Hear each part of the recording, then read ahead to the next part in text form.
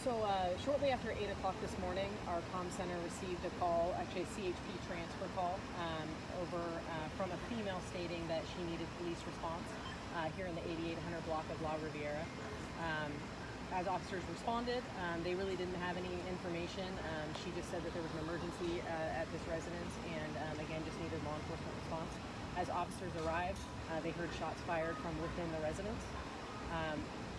Backed out, contained that apartment, and SWAT was called out.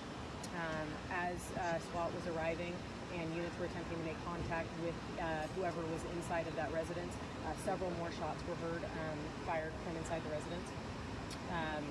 A short time later, they were able to establish communication with a female inside of that residence, and she was cooperative, came out with her hands up, and was taken into custody without incident. Upon clearing the inside of that residence, they did locate 3 children, unknown on their ages at this time, but they are all okay. So no one is hurt at this point? That's correct. Was the woman the one involved in the gunshots being fired, or were there others involved in the gunshots? So at this time, we know that a female came out of the residence with her hands up, and inside the residence were 3 very young children. It looks as if the female inside the residence was the one responsible for firing the shots. And the shots were fired at officers or just in the apartment? I can't say at this time. I know that several shots were heard. What direction that they were fired, I think that'll be something that they need to investigate.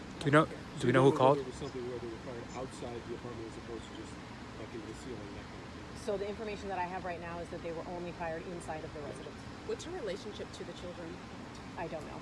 I know she is a female in her early 30s. Now, is she the one who called 911? I don't know that either. Have you guys been here before? I don't know. Anyone else involved in this other than that female in her 30s and the 3 young children at this point? So at this point, it looks like the only occupants of that apartment were the female that came out with her hands up, and then the 3 children that were located inside. And again, very young children. I don't know their ages, but I want to say, not teenage. But there was nothing to suggest it was a hostage situation or anything like that. No.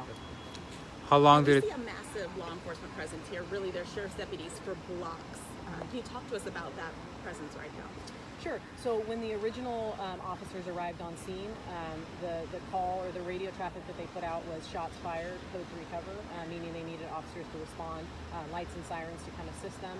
So anytime that you have that type of radio traffic, certainly that goes out throughout the region, and everybody in any outside agency is going to be responding to that type of report. And again, as more officers were arriving on scene, they were continuing to hear more shots fired, trying to determine, of course, whether those shots were just contained inside the residence or if there was some threat to law enforcement outside as they were trying to evacuate that building. And given the recent events, does that heighten the awareness and the response at all? I mean, certainly. I think that, law enforcement officers are human and have just gone through a very recent tragedy in terms of losing Officer Taro Sullivan. So I think it does heighten, kind of our awareness around, or at least, the response to these types of events where you have an active shooting, subject shooting inside, whether it's inside of a residence or outside of a residence, of course. How long did it take for her to get out, to come out? About 1 hour. So original call came in a little after 8 o'clock. She came out voluntarily a little after 9 o'clock. Do we know anything about firearms used? No, we don't. And no one injured, That's correct. No one's injured. including people in the apartment. Right. Children are not injured. The female that came out and surrendered voluntarily is not injured, and no officers are injured. Children with other relatives or with CPS? At this point, I'm not sure that that's been determined. I think they were just, being medically cleared to make sure that they were not injured, and then that will be, something You said that's very determined. young. They're not the type that would be on there. Not talking teenagers. Correct.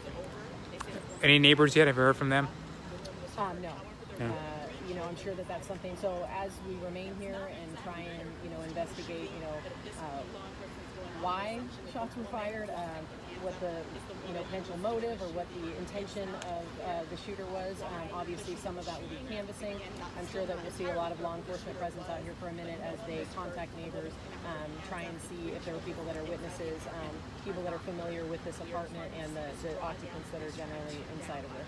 Do you think people should avoid this area then? For how long?